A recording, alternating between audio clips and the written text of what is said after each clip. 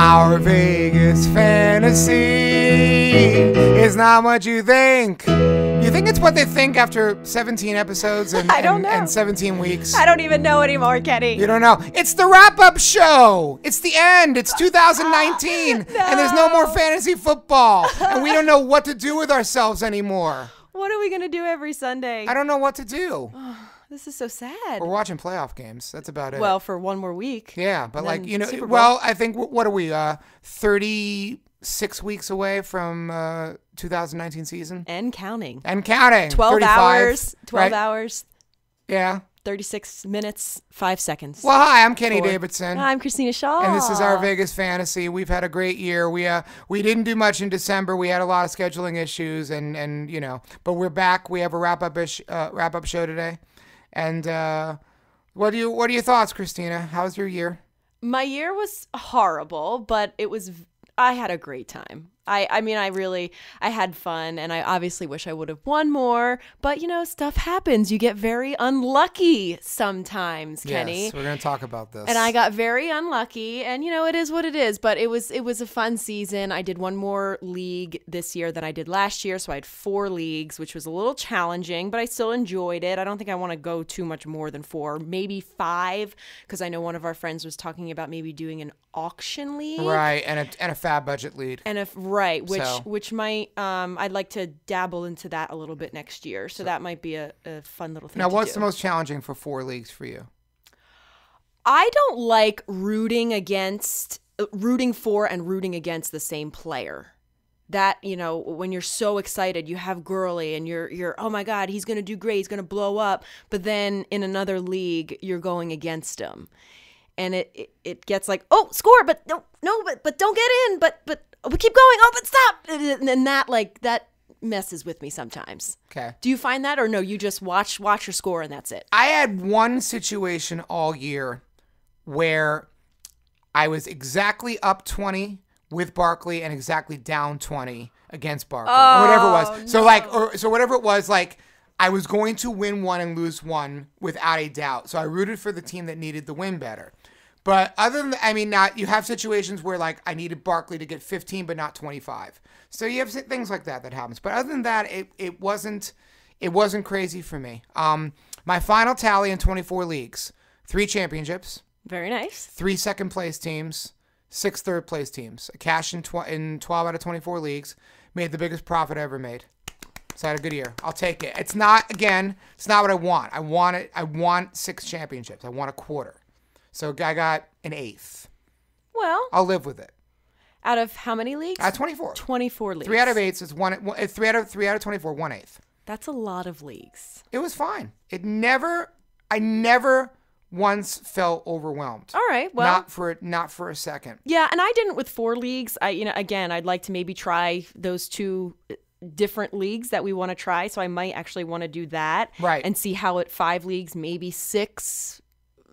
Hey, Steve Weiss was up to 8. Yeah. Thomas was up to 5. It's funny because everybody was a 1-league person a couple years ago, and now they've all become multi-league people. You were a 2-league person for a while, right? And then I met you, and then now you're up to 4. Now I'm up to 4. So there you go. And next year it will be 5, see, maybe 6. It gets easier with time, and you get addicted to drafting because you love drafting, and then you realize, okay, the same players are on waivers in every league.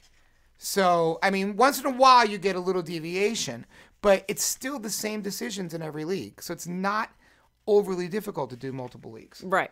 And 24 is a lot, but again, I felt fine. I mean, look, we put our hearts into this.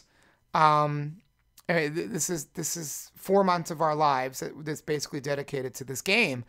And, now it's over, and it's like, now what do we do? I know. And So, I was just for our listeners out there, I was just talking to Kenny about this, and I was saying to Kenny, I said, we get so emotionally invested into fantasy football and for any sports, really. And when it's over, it's almost like you break up with your best friend or your significant other, and it's very sad. It's almost heartbreaking. I almost feel pain in my heart that the season is over, that there's no more, we wake up on Sunday and we do this really fun activity, and it's done. And yes, it will, will resume in 6 months or so, but it's very sad, and I don't think a lot of people really understand it unless you are as deep into it as me and you are, or as a lot of our listeners are, and our friends are, and the people that do multiple leagues, that they have the same sort of investment where they feel this high, and then it's like, oh God, now what? Now it's over. Now it's over. And I personally like to thank my boyfriend for doing this season with me and hearing me upset and happy and upset again and happy and telling him about things that he doesn't even care about, but he listens. Yes.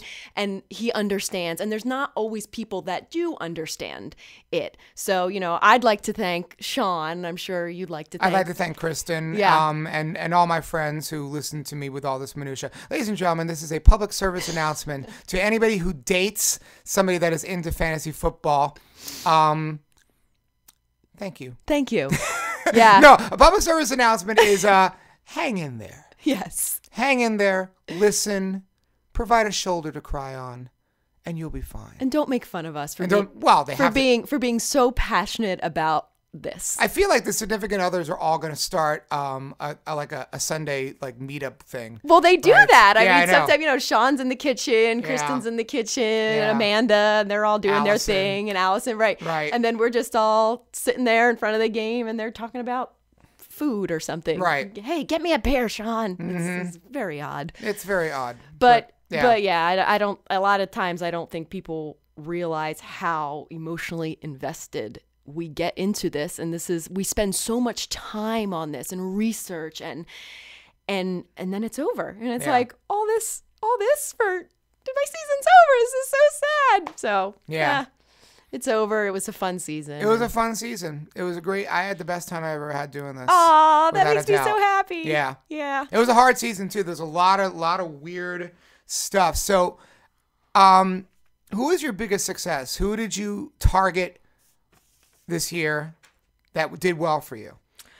We're not talking about obviously the first and second and third round picks, because we all have to share those. But who are your 7th, 8th, 9th round that I hit on that? That was a great hit. Kenny Golladay. That's a good one. Kenny Golladay. He did have some rough spots where we were like, oh no, what happened to Kenny Golladay? But he only had 5 games under 10 fantasy points, which is going to happen. I mean, especially for a 10th, 9th round pick. No, it's great. I think I got him in 11th round in my Golladay in team. But another one for me was Jordan Reed. And I know in the cesspool of tight ends that we had, he was pretty steady. He only had 1 game under 5 fantasy points, which is pretty decent for a tight end. That's not bad. Golladay is going to be a target next year. It's funny, the Tate trade actually hurt Golladay. The Marvin Jones injury really killed Golladay, because then Golladay got double teamed, and also the fact that Detroit stunk. Yeah, that's never that's never a good thing. Golladay was good. I ended up picking up Golladay in 4 leagues. And I never drafted him. He was a free agent. I got him. My gosh. I got him after week 1. I picked him up quick. Wow. And he ended up being a stud for a lot of the year. I really liked him. Also, I was right. I mean, this is like a sad I was right about, but Marshawn Lynch. You know how much I love Marshawn Lynch, but actually don't like him. But he did really good for the first 4 games. No, he was good. Yeah, first 4 games, and then he got hurt. Yeah, and then he got hurt. But he actually wasn't bad. Yeah. Yeah. I still feel like my gut was right on him, though. For the first 4 games, it was great. Well, any Raider. I feel like if you avoided the Raiders, you probably did better. You probably did okay. And at the complete opposite of that, Chris Carson, he had a really rough start for the first 10 games. He only had about 3 double-digit fantasy points. But then after week 11, he just... He was terrific at the end of the year. Great. Yeah, he was. He was big time. So now the thing is, what's going on with Mike Davis and Rashard Penny? Well, Mike Davis is kind of just a guy. I think he's a fill-in guy. Rashad Penny's who they invested in. Right. I think it's tough to say until we see the offseason. I don't think there's going to be a lot of changes. I think that Carson, when you invest a first-round pick in Penny, they want Penny to be the guy. Right. But Carson really kind of solidified the role. Right. That offense, if it's anything like it was in 2018, is going to be able to support several running backs. Right. So... it'll be fine. You might be able to use both of them. I think Mike Davis will probably be playing somewhere else next year. We don't even know. My biggest hits of the year My biggest one is James White. I targeted James White in a lot of leagues. And James White, up until Burkhead got back, James White was a stud. Yeah. And he was getting 25 and 30 points in several games this year. He won a lot of weeks for me. He was terrific. James Conner, I'm going to put that in there because I was targeting James Conner when all the Bell news was coming out. Even though people thought Bell was just going to report, I took a flyer on Conner. I got Conner in 5 leagues, and those teams were all good. Well, you didn't really know what Conner was about. That was the risky. You didn't know. His preseason was good. He looked good in preseason, and Bell is Bell. We didn't know what was going to happen. So I picked Conner up a lot. And the one league I drafted Bell, I picked Conner up too. In that league, Conner was great. And I'm also going to say I picked the triumvirate of Colts. T.Y. Hilton, Andrew Luck, Eric Ebron. I had Eric Ebron in 8 of 24 leagues. Oh, yeah. So I watched a lot of Colt games this year. I watched so many Colt games that when the playoffs started, I bet on the Colts to get to the Super Bowl. I thought that they were that good. They were 9-1 in their last 10, and their offensive line was unbelievable. And then they went to Kansas City and crapped the bed. Right? Yeah. Who crapped the bed? Did I crap the bed? Did you crap the bed? Did the Colts trap the bed? They did. We all want to know who crapped the bed. I just wanted to do that. Yeah. Figured, we missed it. Oh, I did miss it. But yeah, they all were kind of lousy. But other than the Jacksonville game, which happened to be week 13, which killed a lot of teams that were like headed to first place, ended up in third place. Other than that, all 3 of them, Luck, Hilton, Ebron, were great. Hilton was playing on both a high ankle sprain and a low ankle sprain for the last 6 weeks of his year. Jeez. Did not practice and still showed up and balled out every game. He's great. I love him. I did target him. And he's going to be, if he doesn't end up in the second round next year, something's wrong. Because dude he definitely is. Because I think a lot of players are falling off. Yeah. But yeah, I also had Hilton and I had Andrew Luck. Yep. But Andrew Luck, he had some pretty rough games. He did at first. His first 3 games, not good. And then he was excellent from week 4 on, except for the Jacksonville game. Yep. Other than that, he was excellent. If you had drafted Andrew Luck this year, you had a good year. I did draft Andrew Luck, and I did not have a good year. Oh, well, other than you.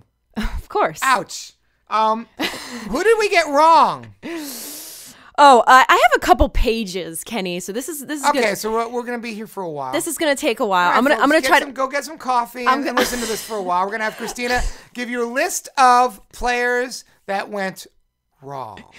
Okay, I'm gonna try to blow through these pretty quick. But for me, Devontae Freeman, He got hurt though. I mean, look, what are you gonna do? A guy gets injured. I know, but that's life. But he was kind of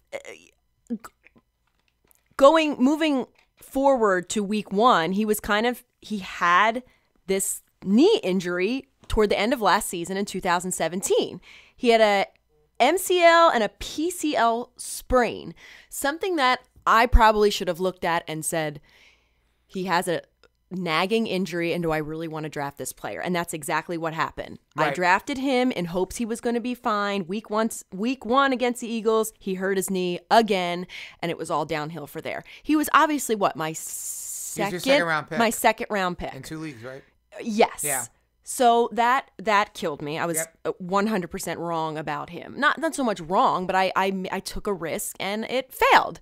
Now it could have been on the other hand, and he could have done great for me. You never know. Anyway, Michael Gallup, he was another one. He was one of my, and I know he's not like an early pick, but he was one of those late picks that I really wanted him to succeed and do well, and he just didn't do anything this year. He's doing well now. Yes. It took him now to get going, and it took the Amari Cooper trade to get him in gear. Until about week 7, he's only had double digits fantasy points in about 4 games. Yeah.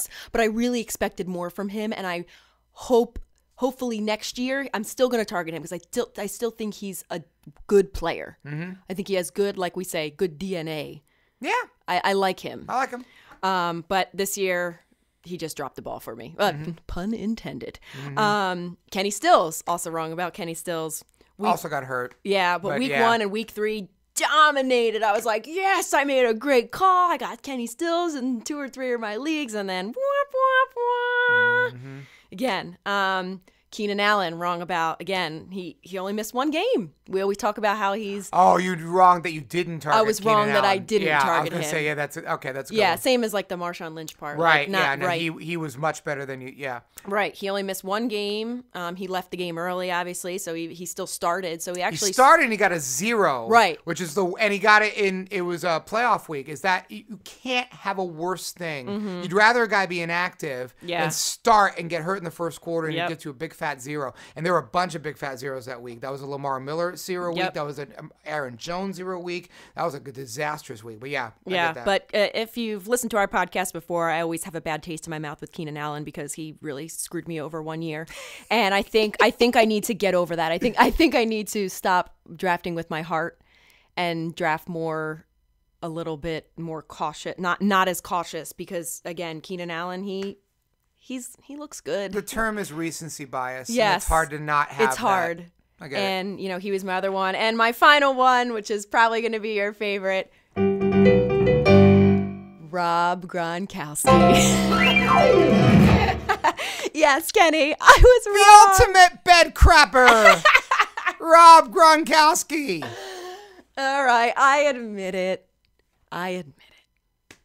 You want irony, though? What? I drafted Gronk in 2 leagues. I won both those leagues. Oh, my God. I don't know how that's possible either.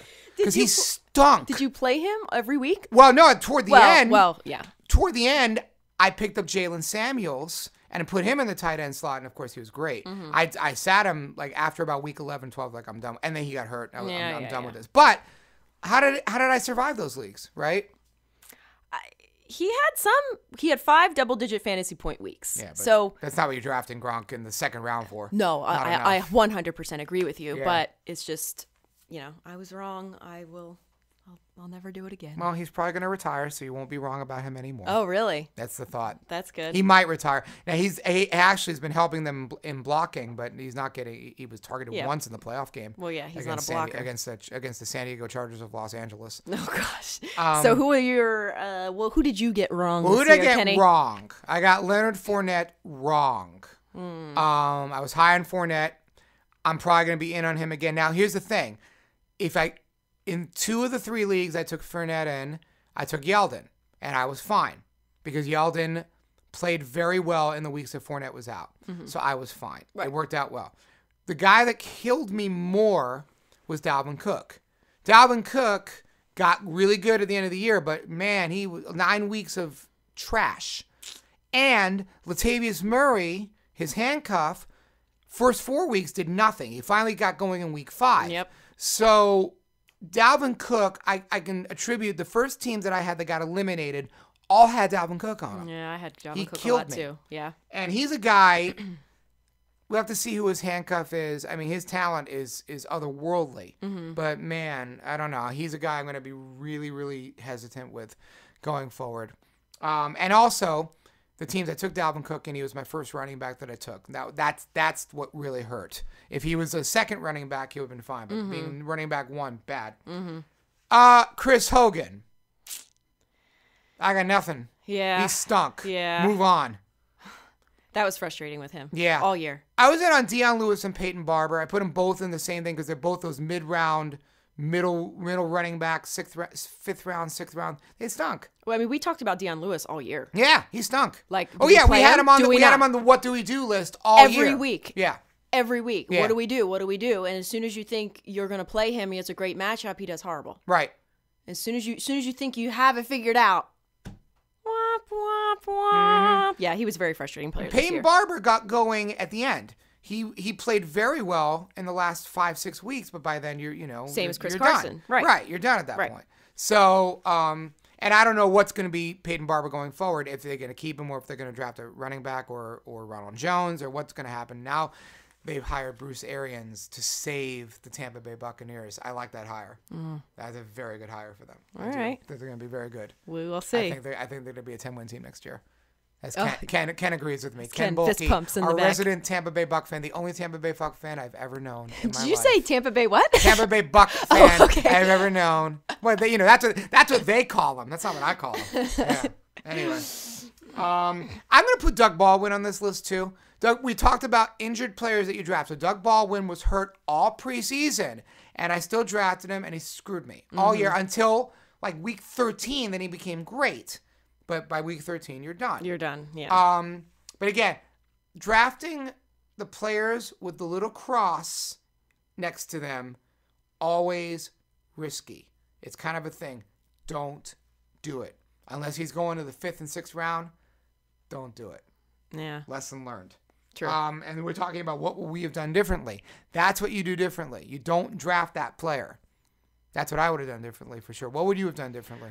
What I'm going to do differently for next year, or what I should do differently for this? Well, whatever. This past year. You can make them both. Well, so I have different opinions for both. All right, go ahead. What I would do differently next year is take more chances. I think a lot of people who won this year took risks. Yes. And I didn't. I tried to play it safe. And the one team that I did take risks on, that was my best team, Liz's league, where I was best team 5 and 8.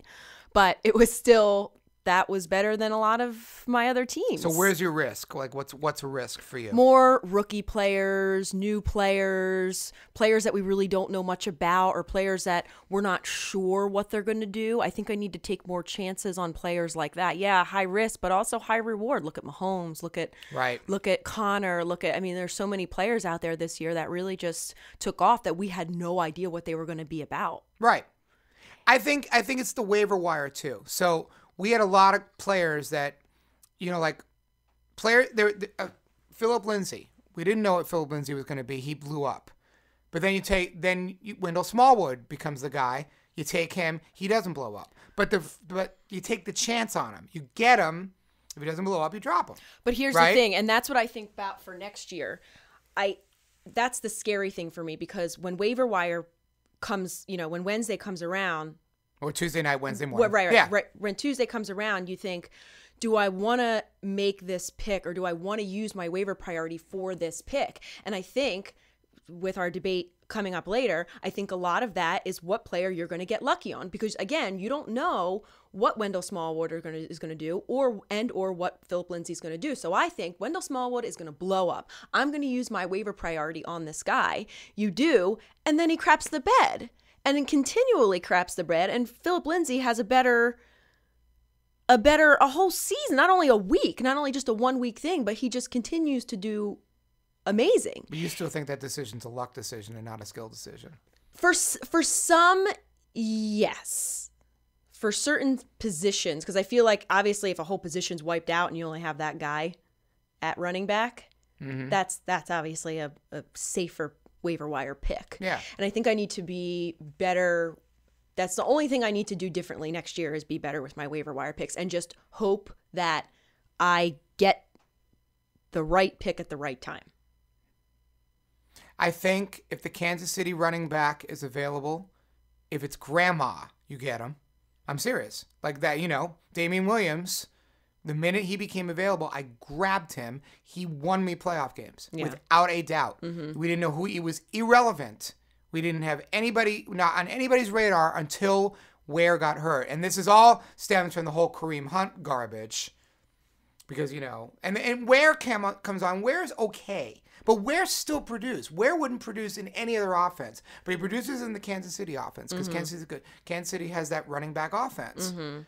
Pittsburgh, too.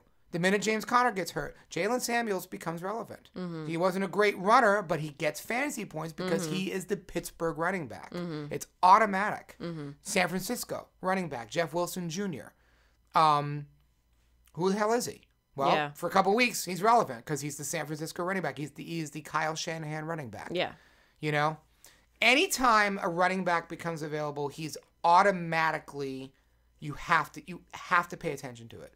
Doesn't mean it's going to work out. Wendell Smallwood didn't work out. Rashad Penny didn't work out. Mike Davis worked out for one or 2 weeks and then didn't work out the rest of the year. But that's not what we're waiver wiring picking for. We're not. Ultimately, you don't want a waiver wire pick for 1 week. No. Well, but you know what? This year you did. You had to. That was what was different with this year as opposed to other years. You don't want a waiver wire for your pick to last 1 or 2 weeks. But this year, nearly everybody had like a 1 or 2 week run, and then they went off into the sunset. Right, but I don't want to do that.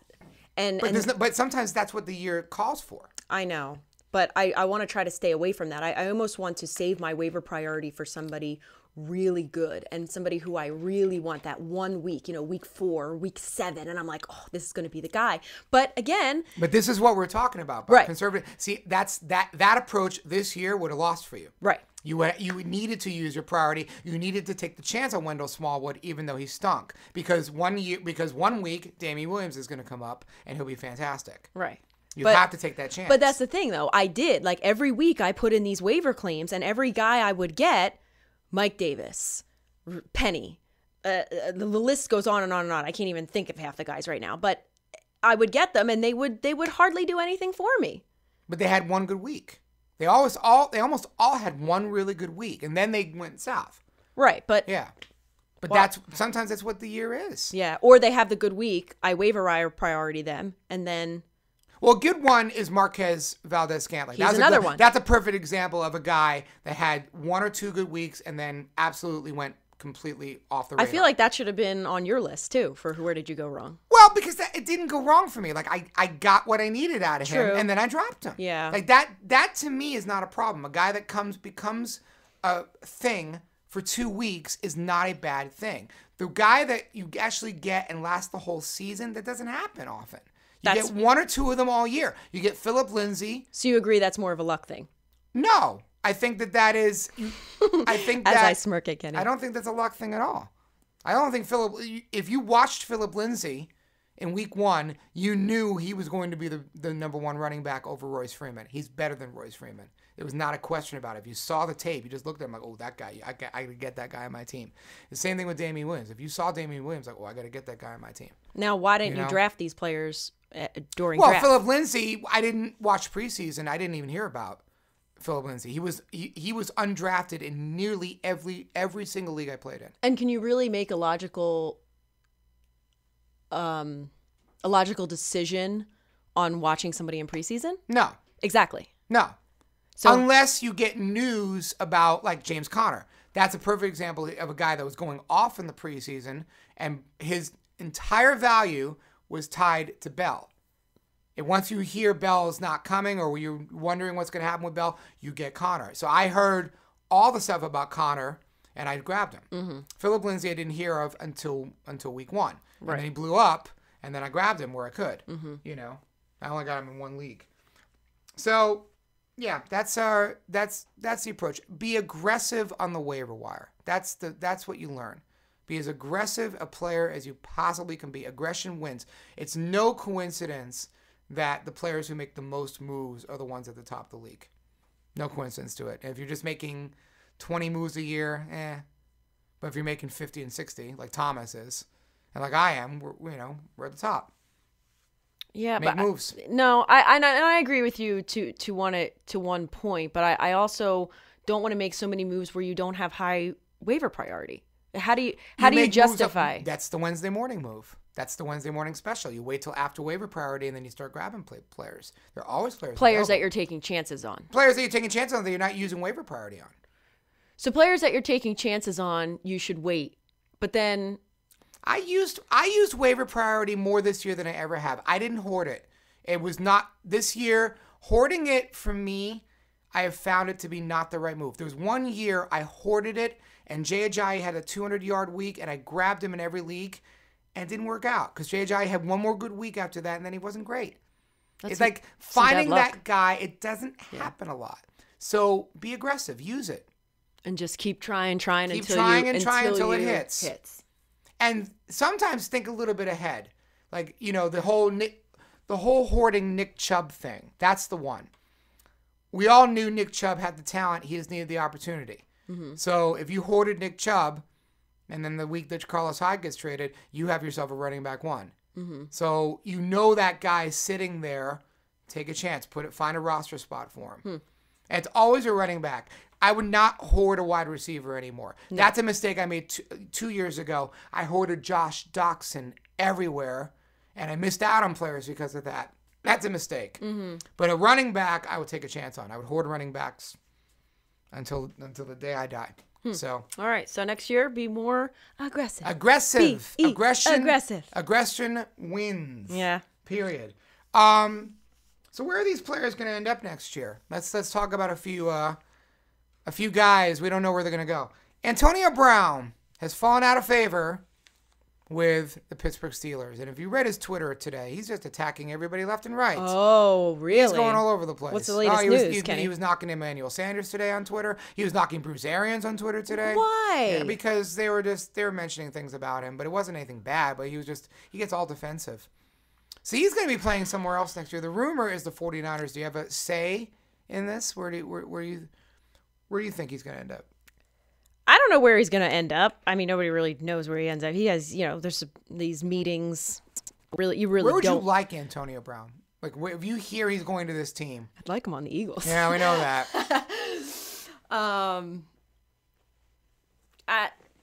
Wherever. It's not gonna. Where we? The 49ers is a great fit. The Jets are a good fit too. I feel like he'd die at the Jets. I think he'd be very good on the Jets. He's going to be buried. I think he'd be great on the Jets. I really do. I mean, he is 31 years old, too. He's not. Yeah, he's getting up there. Receivers seem to last a little longer. He's in great shape. Mm-hmm. And he's got a chip on his shoulder. Right. So, he had his highest touchdown year. Yeah, he did. 15 touchdowns this year. Is he going to be the number one receiver off the board this year? No. He's not. I would put Juju? Michael Thomas, DeAndre Hopkins, Juju. No. Number one receiver off the entire board in all of football? No. Okay. Not above Michael Thomas, not above Devontae Adams, who did not have one single bad game all year. Okay. He was a stud. Yeah. Not over DeAndre Hopkins. Yeah. Who was fantastic. Those three are your Hilton? number two. And I love Hilton. Yeah. I think Hilton's going to be a value next year. I don't think Hilton's going to go up in draft boards. I think he's going to be the guy I'm going to be targeting in the third round. Julio had a great Jones, year. yeah. Julio had a great That's what year. I have Hopkins, Jones, Hilton, and Juju. Yeah. Juju, without a doubt, Juju. I wonder, though, if they trade Antonio Brown, if Juju's getting double teamed, if Juju's going to have the year he had this past year. I still think he will. He's great. He's got that. And they have a rookie named James Washington who might be a very interesting late round flyer next year. Mm-hmm. Le'Veon Bell. We haven't mentioned his name since week 10. When I said yes. we do not want to talk about him anymore. Yes, so we'll talk about him for a bit today. Where can he go? I'll tell you where he won't go. He won't go to the Colts. Yeah. He was targeting, I think he wanted to go to the Colts. Yeah. He's not going to the Colts. The Colts found a running back in Marlon Mack. They have no need for a guy like Le'Veon Bell. Mm-hmm. He wants so much money. Yeah. $45 million guaranteed. Yeah. $17 million per season. You paying a running back that? No. Not a guy, especially a guy like that with the issues that he has. No way. But you know what's interesting though? Do you think he might be angry and play out of his mind? He might, but I'm still not giving a running back that type of money. Yeah. He have a wonderful year. I'm sure he will. Now, how do you feel? Yeah, how do you feel? Will you draft him, or is he a player? Yeah. Is he risky? Is he too risky for you? No, is there ever a player too risky? You know what? Everything is value. If he's going as the 5th pick in the draft over Alvin Kamara, no. If he's going in early second round, you bet your bottom dollar on betting him. Bet your whatever. You bet your... Did I really say you bet your bottom dollar? Yes. Welcome to 1984, ladies and gentlemen. You bet your bottom dollar I'm going to draft Le'Veon Bell, ladies and gentlemen. On the contrary. Right? Good Lord. Yeah, no, I'm in. That's awesome. I'm in on anybody at the right price. Yeah. I'm in on Gronk in the 8th round. No higher than the 8th round. I'm not even on Gronk on the 8th round. I'm done. I'm in on Josh Gordon in the 14th round, even though he's never playing football again. I'm just kidding. Oh, poor Josh Gordon. Get your act together. I feel terrible. That's sad. He's done. He's done. Never playing again. Never play again. Nope.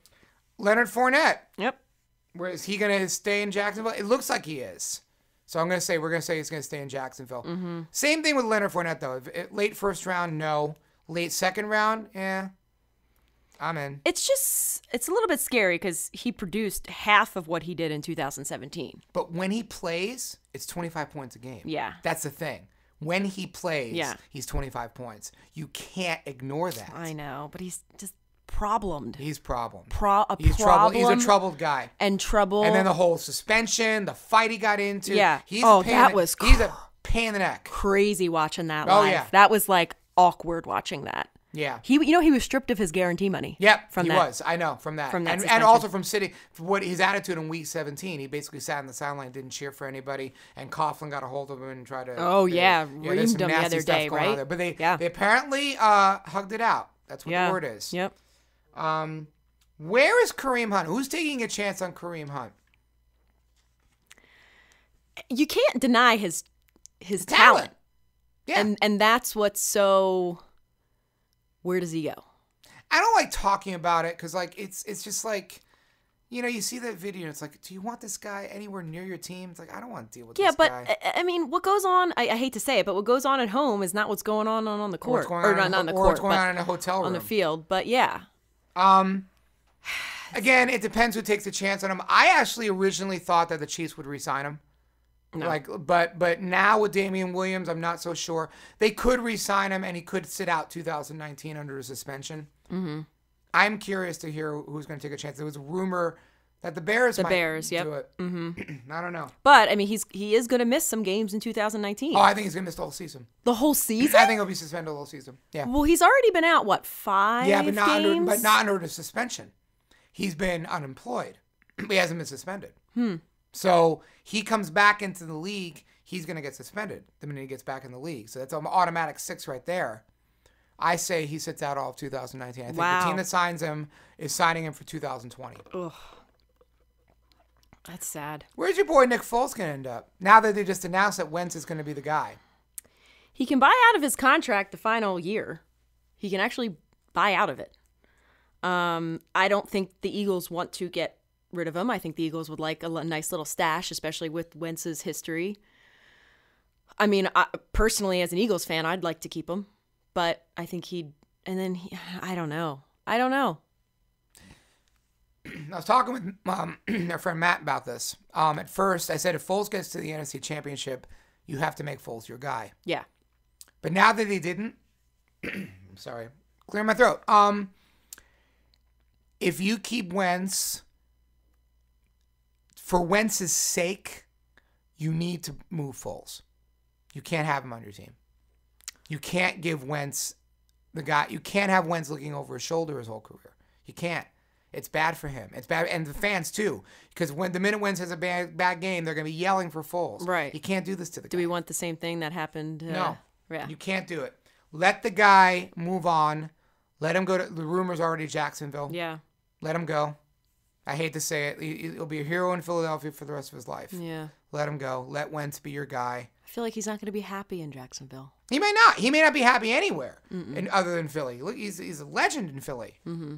But let him go start, make $20 million a year. Let him be, Jacksonville could use him. Miami could use him. He won't win in Miami. He could win in Jacksonville with that defense. Mm-hmm. So let him go. I mean, I wish nothing for the best for him, honestly. Right. He's a great player, and he's a little bit older, and I think, he almost retired. Yeah. He did the Jeff Fisher syndrome. He almost retired. Yeah. So. Yeah. He'll be a nice little legend for the rest of his life in Philadelphia. Speaking of Philadelphia, are they going to resign Golden Tate? Do you want him? No. Okay. I don't think he was a good fit for the Eagles. It didn't make sense. No. And it's sad because he used him as a gadget player, which was ridiculous. He's better than a gadget player. Yeah, he is. He's at least a number 2 receiver on a good team. He's so great. I really enjoyed watching him play with Detroit. Yeah. All year. Boy, he killed that. Now there's your luck thing right there. Yeah. You draft a guy and he gets traded to a situation where, like Carlos Hyde too. I drafted that one. Yeah. I can't argue you at all. Yeah, I mean, I drafted Tate in two leagues. Yep. I targeted him. Yep, and then he became absolutely relevant. And there's nothing you could have done about that. Nope. There's nothing you could have done to protect against that. You get screwed. Nope. Yep. And he got an extra bye week too. He already had his bye week. Then he gets traded, and he's on another bye week. And he still didn't produce. He didn't produce. So frustrating. So where will Golden Tate go next year? In fantasy? What team? Miami? Becomes the number 1 receiver in Miami. A lot of very needy receiver teams. Miami is just so. I don't think Miami needs a quarterback. Yeah, that's the thing. We don't even know the coach is. Who's going to throw to him at Miami? Yeah. Well, it won't be Tannehill. We know this. Yeah. It won't be Osweiler. Oof, those are just might be Kyler Murray. Who? The Heisman Trophy winner. I know. I'm just, I know. But I don't know. Where do you want him to go? I always say the Jets are a possibility for anybody. San Francisco's a possibility for anybody because they're all needing a number one receiver. Mm-hmm. As long as he goes to a place where he's the number one guy, he'll be a 4th round pick for us next year. Oh, yeah. Without a doubt. Yep. I really enjoy Washington, although they need a quarterback because they don't have a receiver. They got nothing. Yeah. Yeah. Just not the Eagles. So. Yeah, it just wasn't. It's sad because the Eagles needed that. They did. They needed that number one standout Jeffrey player. became the guy. Yeah. Yeah. And we ragged on Jeffrey a lot. Oh, we sure did. And then Foles got a hold of him and he blew up. Mm-hmm. So there you go. And now, ladies and gentlemen, for the final time of the 2018 season, our first time in 2019, are you f***ing kidding me? Kenny! Oh my God. What do you got? I don't have anything. You don't have anything? My season was done like 8 weeks ago. That's enough. Are you fucking kidding me? I was done in week 8. Are you fucking kidding me? That's all I got. What do you got? I don't have much. I mean, it was a year of that, but speaking of Alshon Jeffrey, this cost me a league. It was a decision I had to make at 4:30 on a Sunday where I'm deciding between Alshon Jeffrey and Curtis Samuel. And Alshon Jeffrey's playing against the Rams with Nick Foles at quarterback. Yep. And Curtis Samuel had double-digit games for the past 4 weeks. And he's playing with Cam Newton against the New Orleans Saints on a Monday night. And I went Samuel. And I lost. Are you f***ing kidding me? Oh, sorry, Kenny. That was a playoff game for you? Oh, yeah. That was week 15. Oh. Killed my league. And it's the New York League. It's our New York League where I am utterly snake bit in that league. That's some bad I've won one luck. title in that league. Oh, it was a bad decision because I went with the guy with no shoulder in Cam Newton against the New Orleans Saints. But at the time, you thought you were making the right decision. decision. At the time, everybody said, yeah, it's the right decision. Bench Jeffrey. Everybody. Right. But not the experts. Not the people I pay money for the website. They all said, take Jeffrey. I didn't listen to him. You just don't know, Kenny. You know what? Here's what I'm learning. When it's an even 50-50 coin flip decision, take the guy with the pedigree. That's what I've learned. If it's a coin flip. If it's not a coin flip, if there's like situations where like, oh, this is a guy's clearly trending and doing really, really well, that's a different story. But if it's 50-50 and you're literally tossing a coin in the air, take a guy with the pedigree. Okay. That's something I've learned. Take the boring guy. Mm-hmm. Take the older, boring choice. Don't take the high risk. risk. Don't take the high risk. Take the boring guy. The boring guy wins. Mm-hmm. You know? As long as that boring guy is not Demaryius Thomas, who might not even play next year. That's sad. So, well, he had a great career. He had a good run. So, all right, ladies and gentlemen, the argument that Christina Shaw and I've had for 4 years and counting is fantasy football luck, or is fantasy football skill?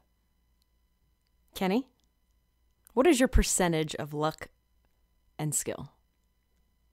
60-40 or 65-35 skill to luck. More skill than luck. Absolutely more skill than luck. Okay. Not now, to discount the luck is ridiculous. There's luck. There's absolutely luck in the game. Yes. But my argument is as simple as this. Yahoo does a rating scale. And there are players that are gold, silver, platinum, and then there are players that are bronze. And there's no coincidence that all of the players that have the higher skill level, that have the higher rating on Yahoo, all finish in the top half of the leagues. There's a type of player you look at on waivers. There's trends you look at on waivers. There are players that you draft. But what is absolutely the skill part of this game is roster management. Your rosters should be loaded with possible options. Now, look, you start Keenan Allen in week 15. He gets hurt in the first play. You go to 0. Luck. That's luck. I can't argue it. Right. You start Lamar Miller in the same week. Luck.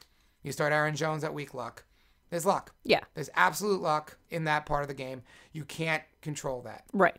And I think, obviously we both think that there is luck in fantasy football. Oh, yeah. And Brett Maher, the kicker of the Cowboys, got a 0 that week, too. Same week. Yeah. Right? You start a friggin' kicker and you get to a 0. Well, yeah. I think it's, you think it's 60-40. I think it's 40-60. I think it's a little bit more luck than it is than skill.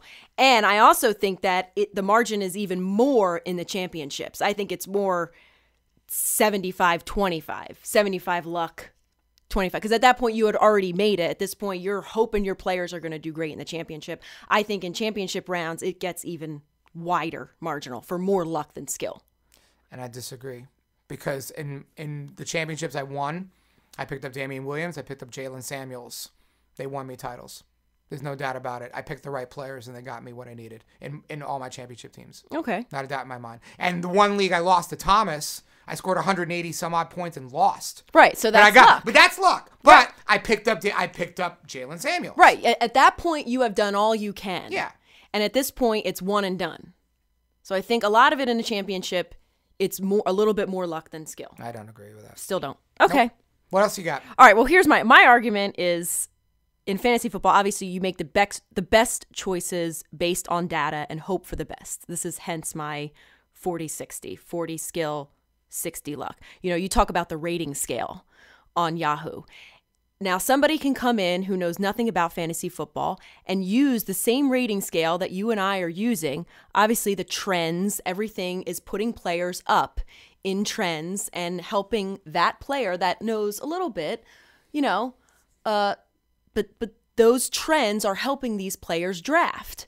We had an incident in one of our leagues where one of our players, I'm not going to name them, but one of the players says, man, I don't even know who any of these players are. I haven't looked at fantasy football since last year. You know what the person finished this year? Second place. Mm-hmm.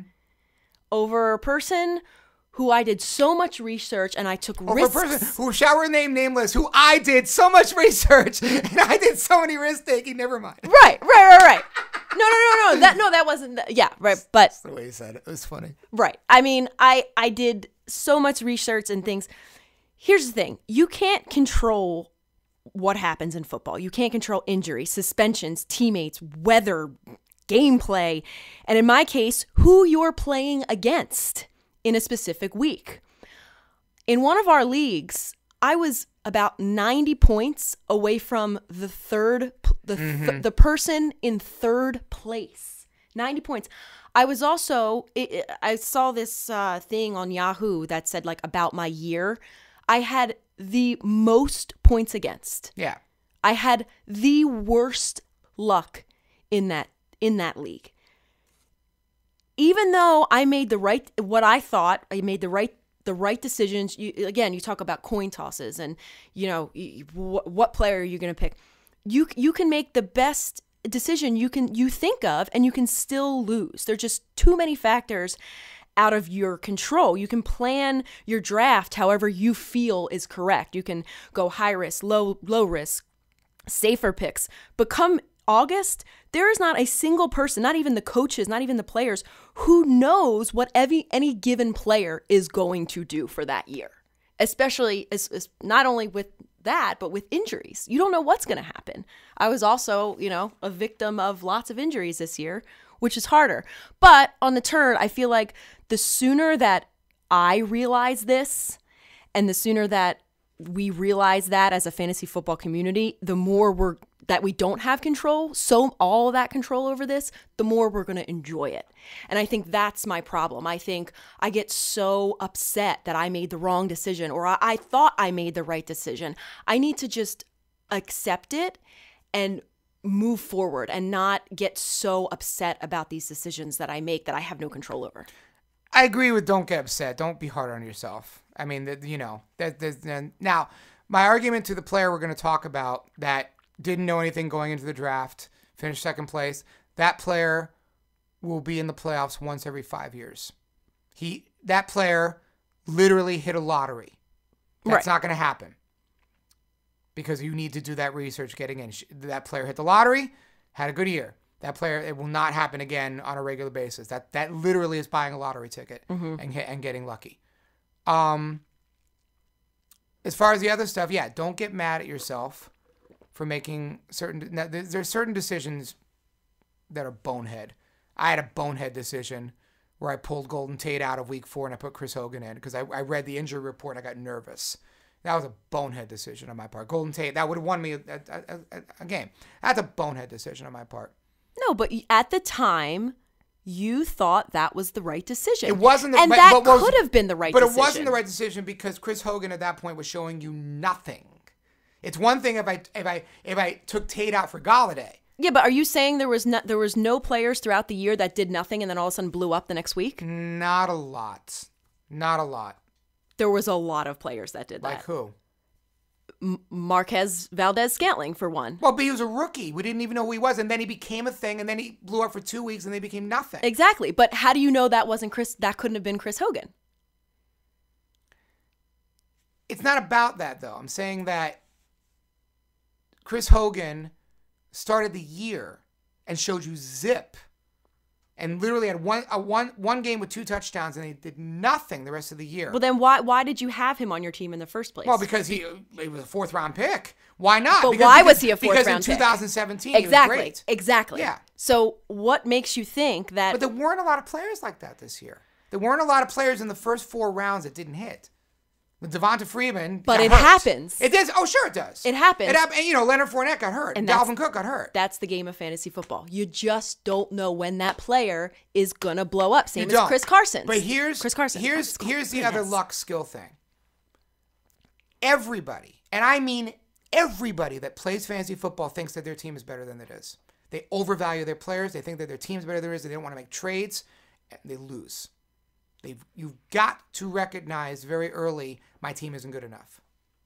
And your team is never good enough. Yeah. But your team in week 1 scores 180 points. It's still not good enough. Right. I had a team that finished 4th. In weeks 5, 6, and 7, I scored 180, 190, 200 points. It finished 4th because it limped to the finish line because it wasn't good enough and I didn't improve it enough. Mm-hmm. You have to constantly work the waiver wire and improve your team no matter how good you think your team is. Yeah. You've got to constantly improve it. But we also, I remember me and you looking at my 2-10 Galladay team, and people were making me trades, and not that you would help me, but I would right off the bat be like, I'm not taking this trade. This is ridiculous. Well, and you were getting stupid offers. I know, but my team was, and I don't want to say my team was the best because it obviously wasn't, but I didn't find anything that would have made my team better, like to pick up this guy. And obviously I did make waiver wires, but I couldn't find anything that was going to make my team better. I wanted to roll with my team. I really liked my team. It just fell short every single week, and I had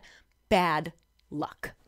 Yeah, but I don't agree with that approach. I feel like you have to be proactive with a team like that. And it's not winning. I got to make right. Since it's not working. It's right. not winning. Yeah, I've got to do something. Yeah, right. Even if it means I trade my best player and get 2 good players for him, even if it means I just try something different. Yeah, and maybe that's what I should have done. But you know, in conclusion, there's no way to prove either way is correct. That's the thing. There's no way to prove it. We can just love it, live it, play it. Except my way. It's skill, not luck. Oh, come on! Hey, I cashed in half my leagues. And come on. 1/8 of them. But I still cashed. Top 3. No. I agree. I worked my tail off. You had really good luck. I did well. I made some good decisions. I did well.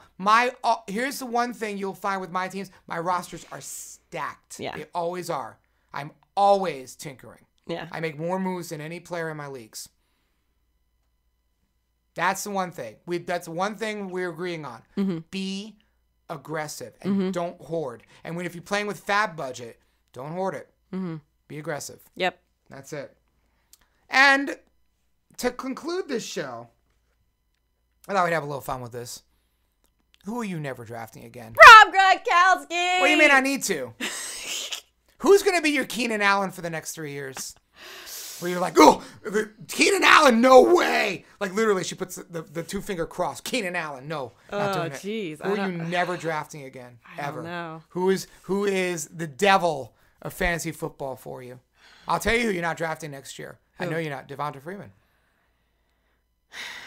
I guess not. Yeah. But what if Devonta Freeman's in the 4th round? And what if Atlanta doesn't draft a running back? And what if Tevin Coleman signs somewhere else? You never know. I'd draft Devonta Freeman in a heartbeat. And then you waste your pick. Not necessarily. The guy's a stud when he plays. When he plays. Yeah, well, he took a year off. He might be great next year. Yeah. He's going to... You got to find the bounce back guy. Yeah, take a risk. Yeah. Who are you never drafting again? Oh, brother. I'm going to be really... when Dalvin Cook shows up in my queue, I'm going to be like, I don't have a never anymore, but I definitely have I'm shy on that guy. I'm very, very hesitant to ever draft Odell Beckham Jr. again. That's a good one. I don't trust him. He's a nutcase. Yeah, he's also a problem child. Exactly. We should put players in the problem child. He's a problem child. He is. I don't trust him. Mm-hmm. I may not have a share of Odell Beckham next year. I did not have a share of Amari Cooper this past year. I don't know if I will. Now, he's in a much more reliable offense. Yeah. But he's still prone to a 20-yard game every now and then. He still had him in Dallas. You know, that is a player we were wrong about once he got drafted. We both traded. said. Yeah. We both said, what wide receiver has been known to take off after being traded? And we said, we can't think of one. Well, there's your one. There he is. He came through. Yeah. He was terrific. Mm-hmm. Good for Dallas. him. I like him. Yeah, I hope he figures it out.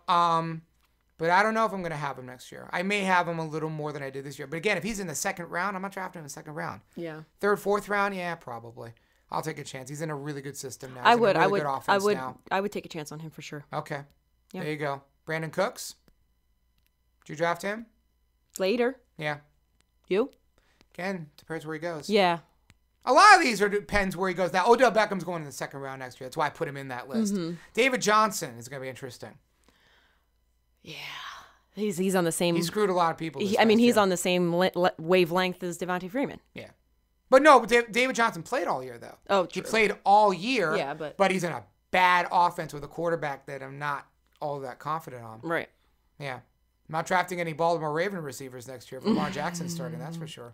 Or Miami. Yeah. Or Jets. Yeah. The list goes on. Yeah. So, well, there you go. There's your 2018 season. I'm so sad. Our first year of our Vegas Fantasy. Did you have fun? I had so much fun. I learned so much, and I want to thank everybody who's listened. It really means a lot to us, and thank you for all of your feedback throughout the year and for listening week after week. We really appreciate it, and we pour our heart and soul into this. Absolutely.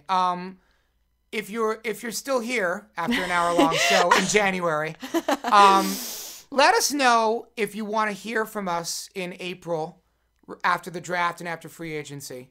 If you want an opinion, let us know. We'll do a show. Yeah. We want to know. We want to hear from you. And please tell the world about us, or at least tell your friend. Tell your neighbor. Tell your mistress. Tell your next door neighbor. Tell your lover. Yes. We are on iTunes. This finally, for the last couple episodes, we finally got on iTunes. So we're on iTunes, Spotify. I mean, Google, everything. I mean, please find us on Instagram and on Facebook, and yeah. And also let us know if you want more music. Oh, I want more music. Oh, then there you go. Don't let us know. We'll just do we're just gonna do it. More themes. Those are my favorite segments of the show, Kenny. More themes. My co-writer. Yes. I love you, Kenny, and thank you for taking this journey with me. Absolutely. And this has been a lot of fun. Yeah. We had a great time. And we will see you as the 2019 season rolls along. My name's Kenny Davidsen. And I'm Christina Shaw. Bye. Bye.